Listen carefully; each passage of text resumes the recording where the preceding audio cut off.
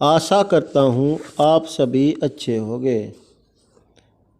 आज हम इस वीडियो में पढ़ेंगे संपत्ति अंतरण अधिनियम 1882। इसमें अध्याय 4 में धारा 66 तक हम पढ़ चुके थे। अब हम अगला खंड पढ़ते हैं जो अध्याय 4 में ही आता है। इसमें खंड है बंधकदार के अधिकार और दायित्व। इसमें धारा 67 कहती है पूर्वबंध या विक्रय का अधिकार।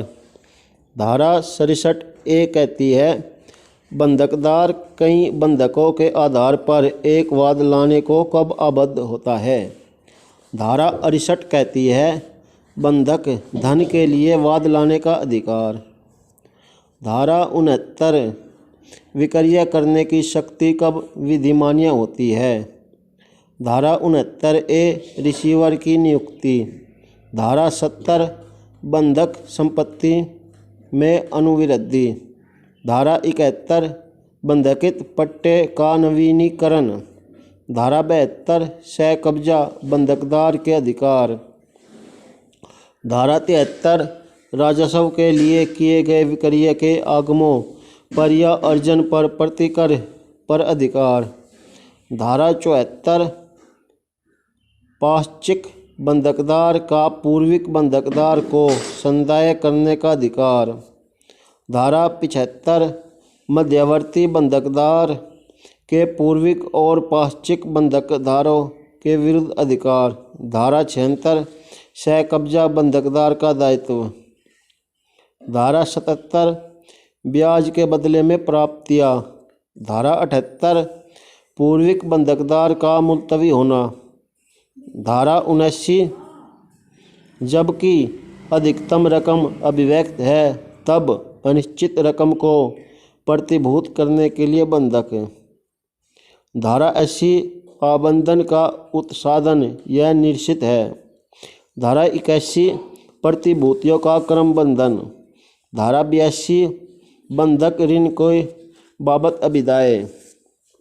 अब अगला खंड है न्यायालय में निक्षेप। इसमें धारा 83 कहती है बंधक मुद्दे सौदे धन का न्यायालय में निक्षेप करने की शक्ति। धारा 84 ब्याज का बंद हो जाना। अब अगला खंड है पूर्वबंध विक्रय या मोचन के लिए वाद। इसमें धारा 85 कहती है पूर्वबंध विक्रय और मोचन के लिए वाद। यह धारा भी निश्चित है। और जो खंड है पूर्वबंध और विक्रय इसमें धारा 86 से लेकर धारा 90 तक निश्चित की गई है।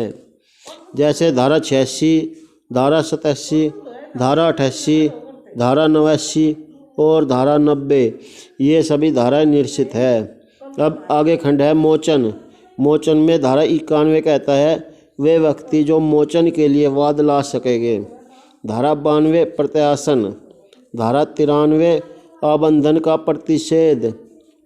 धारा 94 मध्यवर्ती बंधकदार के अधिकार।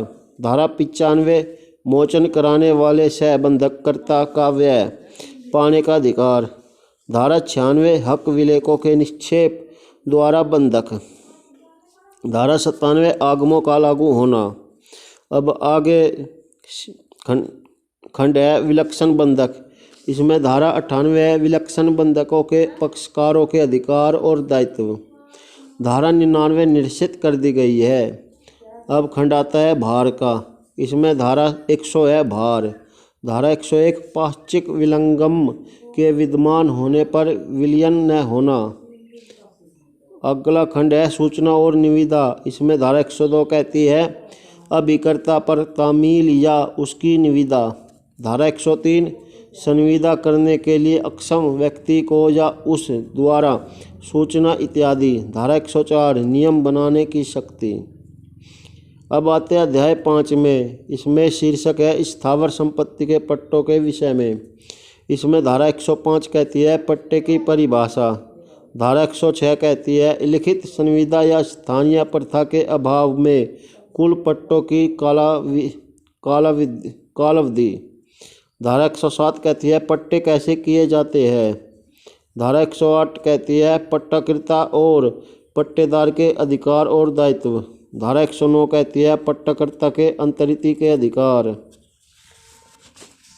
धारा 110 कहती है उस दिन का अपवर्जन जिससे अवधि का प्रारंभ होता है। धारा 111 पट्टे का पर्यवसान। धारा 112 संपहरण का अधित्यजन। धारा 113 छोड़ देने की सूचना का अधित्यजन।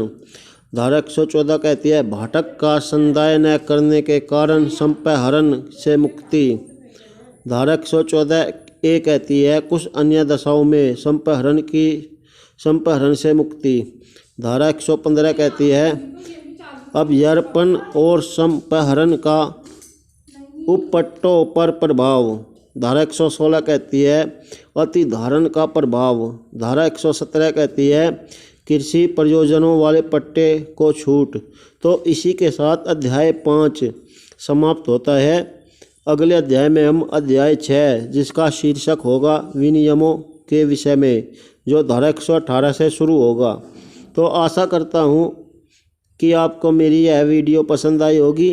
कृपया मेरे चैनल को सब्सक्राइब कीजिए और लाइक का बटन प्रेस कीजिए। साथ में अपने दोस्तों और सहपाठियों को शेयर कीजिए। और हाँ, कमेंट करके बताना ना भूलिए कि आपको यह वीडियो कैसी लगी।